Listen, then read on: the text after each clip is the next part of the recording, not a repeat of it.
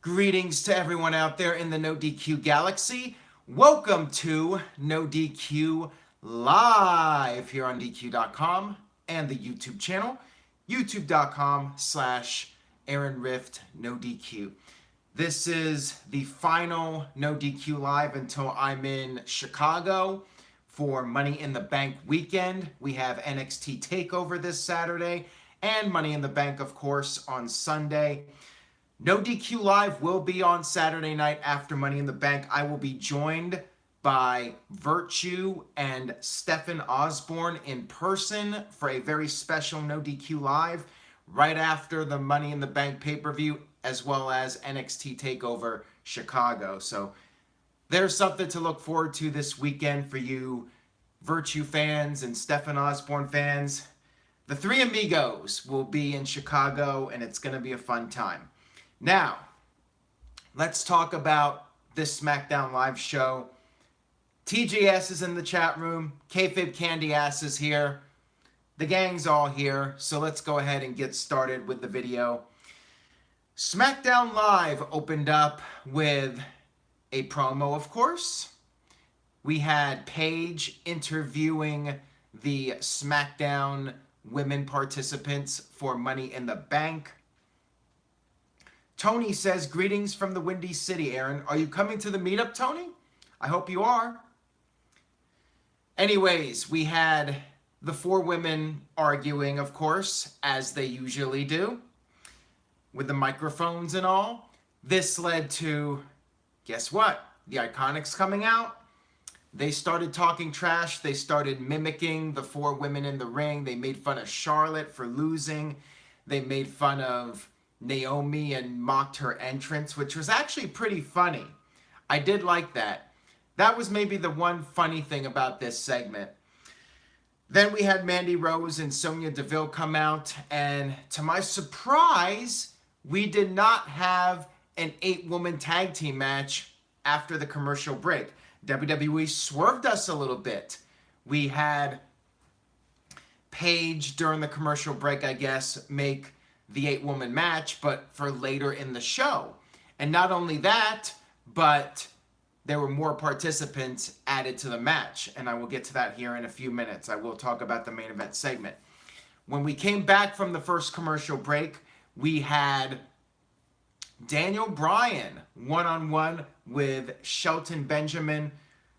Unfortunately, Shelton still has his EO, his crappy theme song, which is not nearly as good of a theme song as Ain't No Stoppin' Me Now. For some reason, Benjamin used Ain't No Stoppin' Me Now at a live event, I believe, during the European tour. So maybe WWE was testing the waters, and because it got a disappointing reaction, WWE decided to not bring it back. But yeah, Shelton still has the EO, whatever that song is. I don't even know how it goes. It's just some guy going EO. No Cass, according to Kurapika07. Actually, Big Cass did do a backstage promo later in the show. Anyways, Daniel Bryan defeated Shelton Benjamin. I thought it was a good match. It would be hard for these guys to have a bad match. Daniel Bryan won with the heel hook, so I guess he's going to have 2 submission finishers now, which I'm all for. I like changing it up, and having multiple ways to beat a person adds a little more intrigue in the matches as far as I'm concerned. So yeah, I enjoyed this. I thought it was good. Tony H is here. How's it going, Tony H?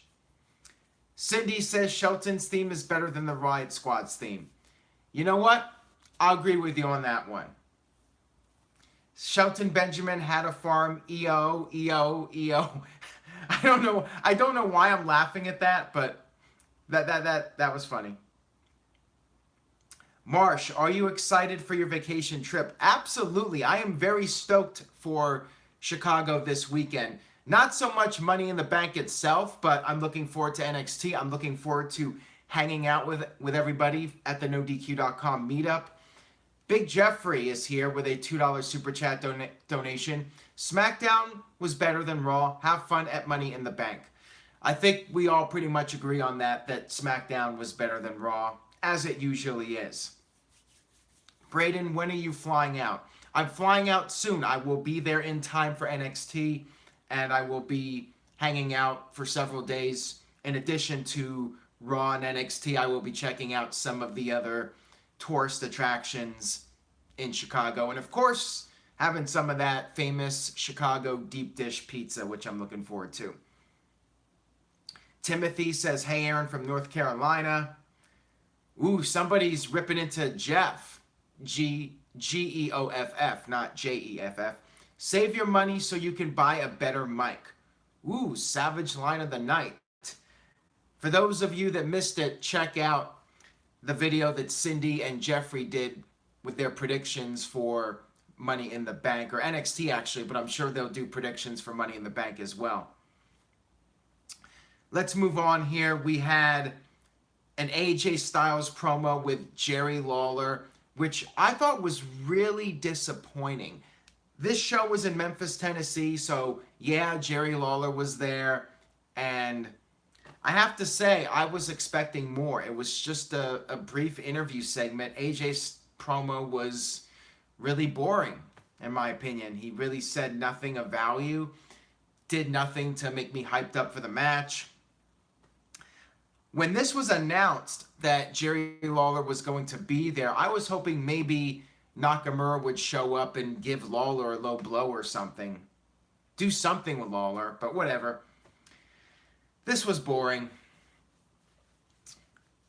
Power Packers 90 says, why was Lawler doing his heel stick? I did not notice that. I just thought it was Lawler being a generic interviewer. Maybe he was acting different. Alex James, says, you are so negative. I could have sworn a minute ago I said Bryan and Benjamin was a really good match. Is that what I said, guys, or did I criticize that? Help me out here. Anyways, let's move on. Jeremiah Dorset says, Aaron, what's next for WWE after Money in the Bank? I expect Samoa Joe to win Money in the Bank. Well, let's talk about it. Jeremy McGill says, haters gonna hate, Aaron. That is true. By the way, Jeremy is challenging for the Wrestling Trivia Championship this weekend on Wrestling Trivia Challenge, the Season 4 finale. Make sure you guys check that out. We had Samoa Joe versus Rusev, and we had The Miz as the special guest referee. Tony H liked Samoa Joe's hairstyle. I was not a fan of it. He looked like a 12-year-old. It looked like a 12-year-old's haircut. Maybe it was just too poofy. Maybe if he trims it a bit, it'll look better, but I wasn't really a big fan of it. He looked really goofy, and it's hard for me to take a guy seriously with a haircut like that. Just saying. Anyways, regarding the match, I had a hard time focusing on the match because I was so focused on Joe's hair. He looked like he had a chia pet on his head. Mel says I look like a 12-year-old. Ooh, wow. Okay, that might be the savage line of the night right there. Video demonetized. Did I use profanity? I don't think I did. Why would the video be demonetized? Please tell me. TJS says, is Rusev a babyface? No, he's a heel. I don't know at this point what he is. Tommy left a $2 super chat donation. Let me down last night with no Kyle. How about tonight? This is not the call-in show, Tommy, but hopefully at some point we can have Kyle call in on Saturday. Well, not this Saturday. Maybe no, we can't because I won't have my Mac. So I'm not going to be able to do that, unfortunately, this weekend. There's profanity behind me. Where? Where do I have profanity behind me? I have no idea what you guys are talking about. I have a bunch of wrestling items in the background. I have a picture of Lana in the background. What are you guys talking about? Why are people saying that? What? What are people saying about Lana? That's very rude. Very rude of you guys. All right, so back to the match. We had Samoa Joe accidentally knock into The Miz, and then Joe had Rusev pinned, but of course, The Miz was angry about Samoa Joe hitting him, even though it was an accident. Samoa Joe was yelling at The Miz, and then Rusev took the opportunity to kick Joe in the face after Joe had grabbed Miz's finger and was twisting his hand or something. Rusev hit the kick, the Mashka kick, and Miz did a fairly fast count, and Rusev won the match. So, who is winning Money in the Bank on Sunday? You're going to have to find out by watching the No DQ predictions video to get my prediction. See what I did there? I'm going to make you guys wait for it. But I have a pick now. I do have a pick that I'm going with for Money in the Bank. After the match, it was actually Miz who stood tall. I think he attacked Rusev. I'm still distracted by Joe's hair, so I'm not sure exactly what happened. But all I know is Miz was climbing the ladder. He grabbed the briefcase. He opened it up, and there were pancakes inside. This was so lame. Sorry to be salty, sorry to be negative, but I am forever turned off pancakes. When I look at pancakes now, I think of all these ridiculous New Day segments, and it makes me want to puke. Tommy with a $2 super chat donation. Miz wins, Styles retains, cash in, Miz, Daniel Bryan at SummerSlam. I don't think Miz is winning. I really don't. He's doing comedy now with the New Day. Yeah, I don't know about Miz winning. And by the way, New Day, they need to get with the times. The New Day, here's my thing.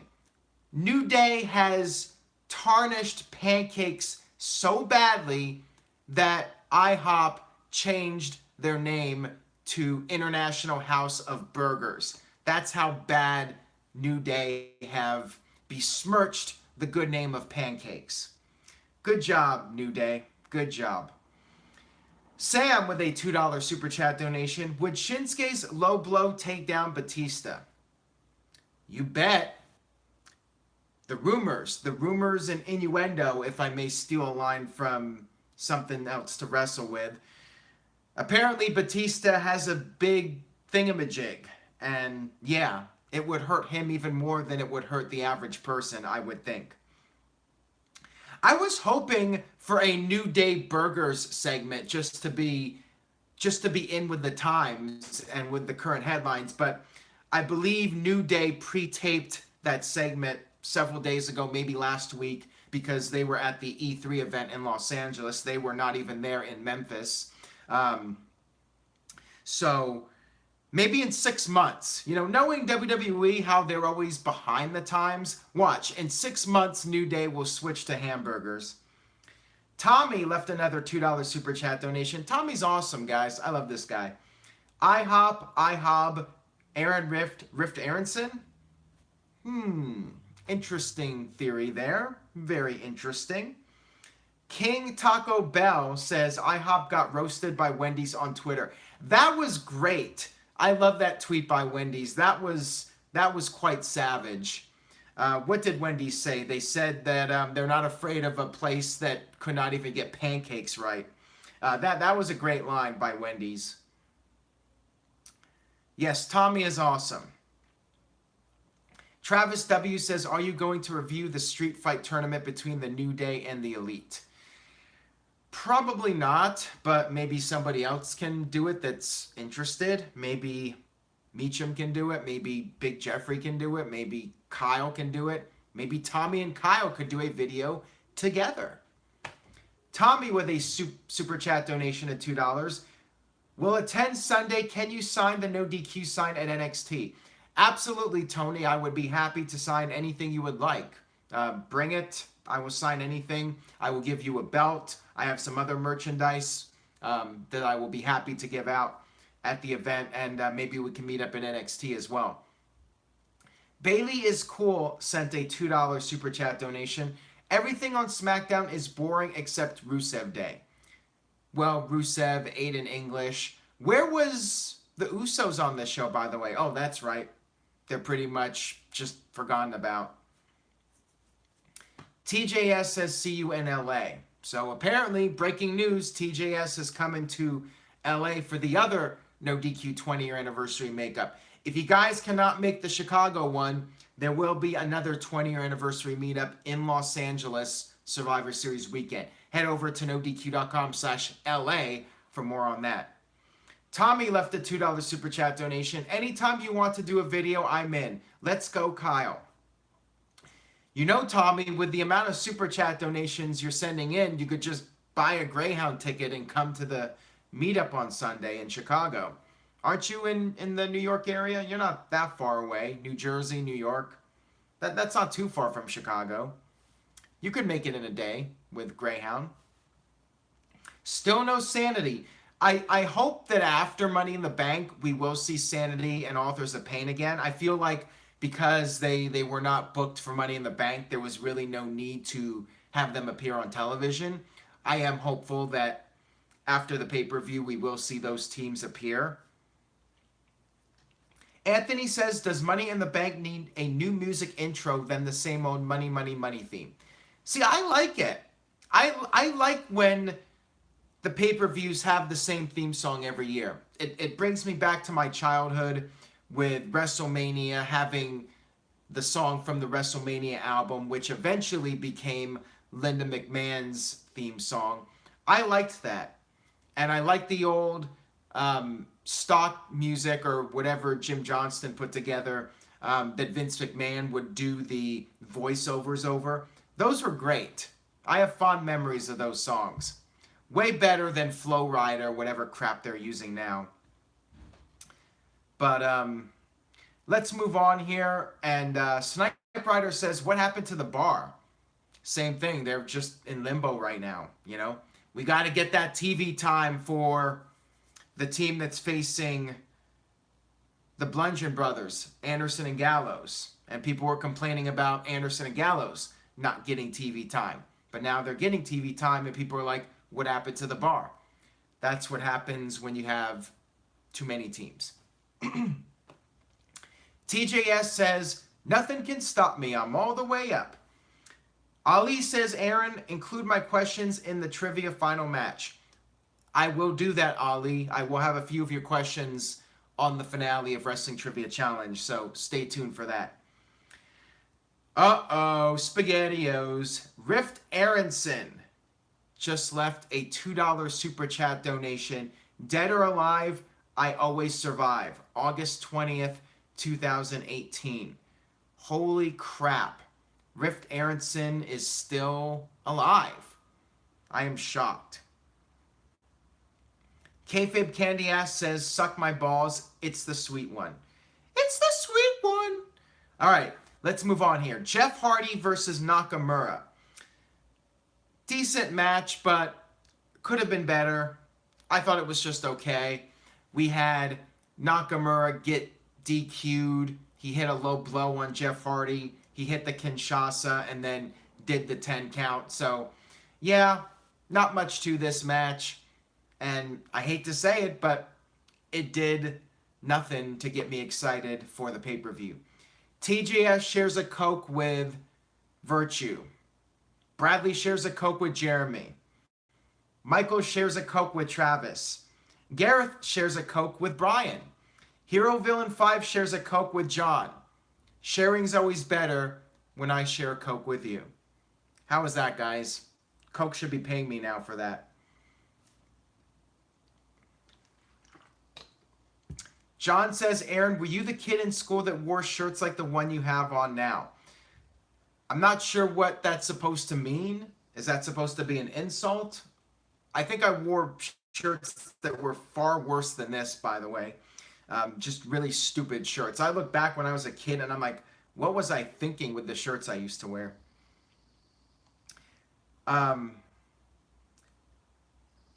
Nauer, I'm not sure how to pronounce your name, says, what to do to get New Japan tickets, Aaron?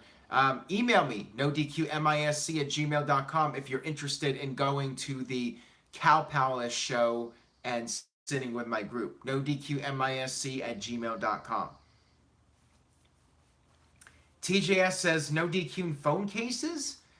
Yeah, if you see the link below on this video, there are iPhone cases available now. More no DQ merch. By popular demand, there are no DQ iPhone cases and no DQ stickers, which Kyle suggested. So Tommy, listen to Kyle. Kyle said, make some no DQ stickers. That's what he told me. I did it. So Tommy, go buy a no DQ sticker. Rift Aronson with a $2 super chat donation. Thoughts on the Radicals, 8/20/18. The Radicals were cool. One of the best matches in Raw history was that 10-man tag team match. The Radicals and DX against The Rock, Cactus Jack, and Too Cool. No DQ Virtue says, what's up, No DQ Galaxy? So anyways, Bludgeon Brothers and Anderson and Gallows, they're now the curtain jerkers. They're the kickoff match. I'm a little surprised. I figured the other tag team title match with the B team and Matt Hardy and Bray Wyatt would be the kickoff, but whatever. The Robo Buck with a $2 super chat donation. More merch than Spaceballs. Marsh says no DQ backpacks. Kayfabe Candy Ass says no DQ caskets like Kiss. Ooh, there we go. Caskets. No DQ smartwatches. Pretty soon there'll be something of every sort. Tyshawn Henderson says, when are you doing Money in the Bank predictions?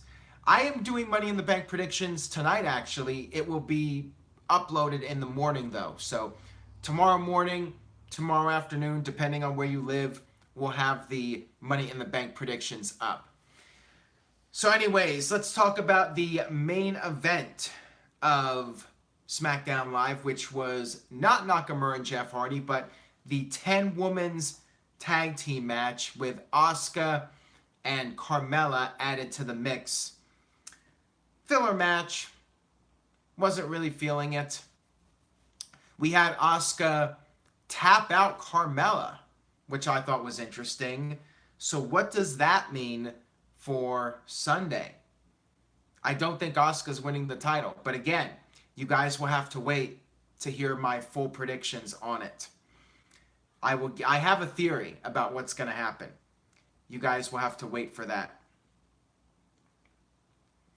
Virtue says, yay, I get to do Money in the Bank predictions and then an hour's worth of spreadsheets afterwards for work. Thank goodness for Conan and Fallon.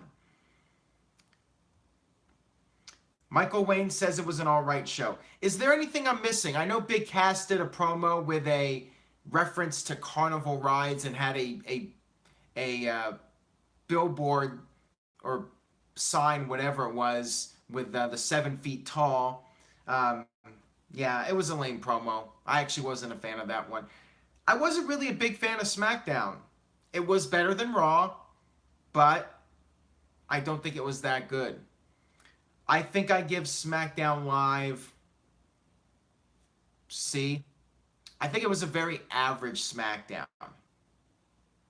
A little better than Raw, but I think there have been way better SmackDowns. I think this was one of the weaker ones in recent weeks. So yeah, I'm gonna give it a C. It was a solid C. I'm not really pumped for Money in the Bank. These go-home shows are supposed to make me more excited for the pay-per-view, and I'm more excited about getting deep dish pizza in Chicago. Rift Aronson with a $2 super chat donation. Is Top Star Potential and Jason Jordan the next Cena? Probably not, and I feel like Jason Jordan has lost all of his momentum because of the injury, and who knows what WWE is even going to do with him when he comes back. Bradley says, low expectations. Yeah, my expectations are quite low for Money in the Bank. They're very high for NXT on the flip side. Bradley says, low expectations. I said that already. I meant to say Ken terminated by Google, says Aaron, I am with you. Ooh, Braden has a new name for the go-home shows. They are now, wait a minute.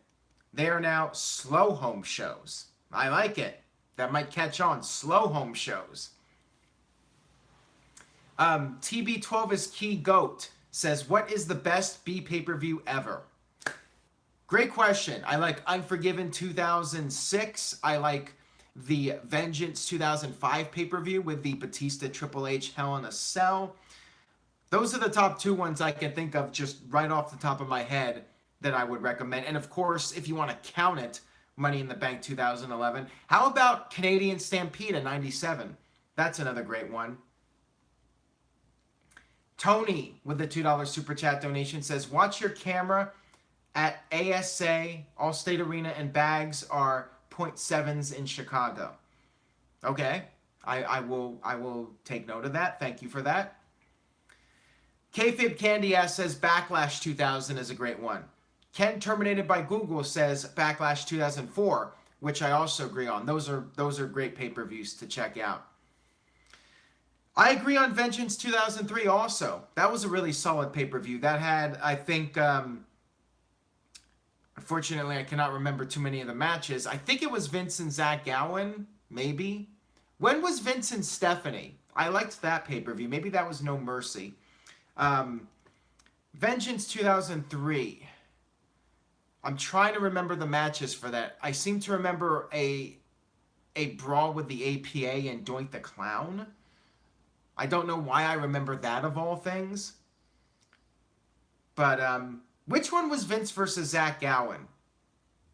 Let me know, guys. I think that was Vengeance 2003. I do remember that.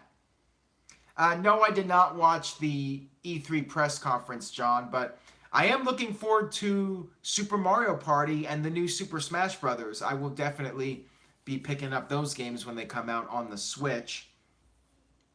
The Breakdown says Big Show, Lesnar, and Angle. Yes, I do remember that now. That was a good match. I did enjoy that one. And Taker versus Cena also happened at Vengeance 03. Yeah, that was a pretty good one. That was a good one. And also, of course, the One Night Stand pay-per-views, 2005 and 2006. I'm actually watching the Something Else to Wrestle With podcast on the WWE Network, and that one's really entertaining. I recommend checking out that one for sure. I love the argument that Pritchard and Conrad Thompson were having. I definitely recommend checking that out.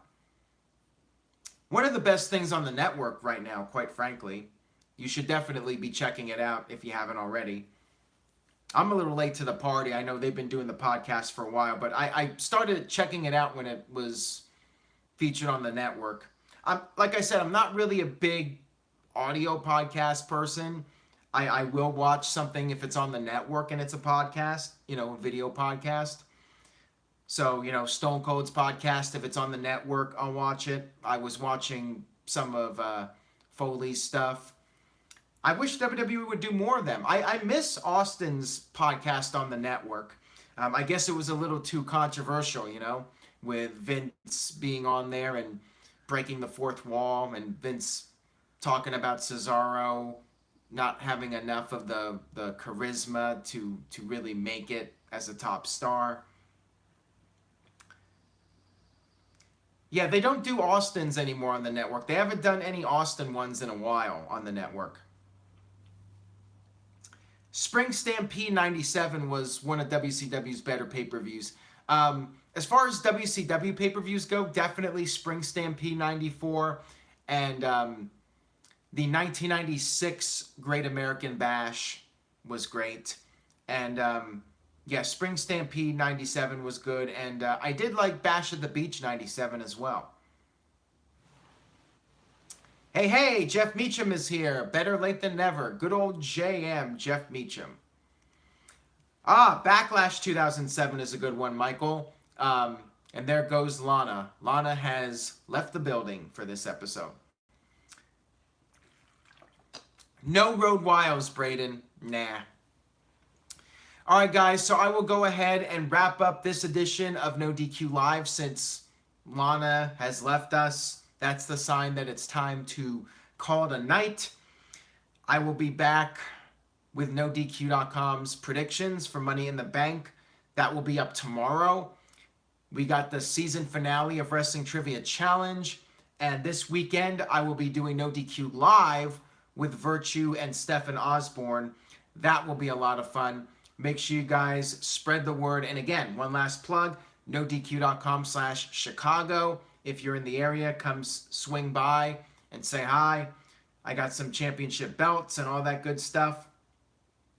Follow Kayfabe Candy Ass, NoDQ.com/KCA.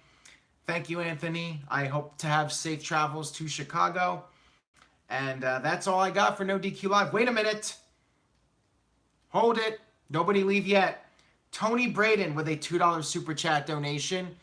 We're down to like 120 viewers, but I will keep going here. How would you have booked Raven in WCW WWF? Great question. In WCW, Raven really started to have momentum in early '99. So yeah, what I would have done is I would have shaken things up. I would have booked Raven as a top guy. I would have had him beat somebody like Kevin Nash clean. But then again, I would have done this with a lot of guys. Jericho, Benoit, Raven, Eddie Guerrero. All of these guys should have been winning clean against the guys like Kevin Nash, Scott Hall, Hulk Hogan. The older guys should have done the right thing for business and put over the younger talent. They didn't. And that's a major reason why WCW is not here.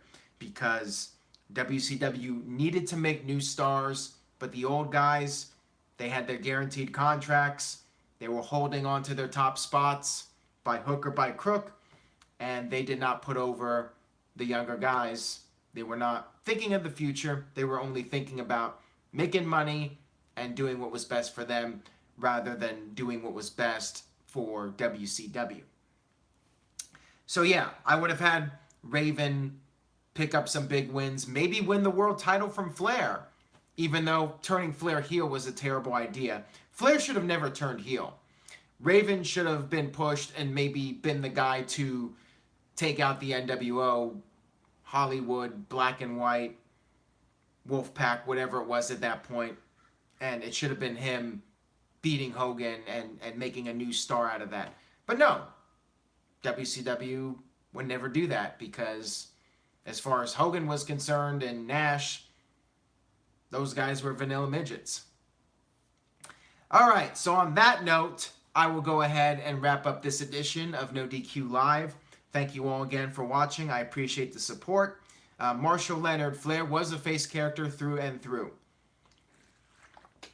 Thank you all for the kind remarks about having safe travels for Chicago. I appreciate that. And stay tuned to NoDQ.com for the very latest. I will continue posting updates. I will keep you guys posted on everything. And please spread the word about the channel. I will see you guys next time.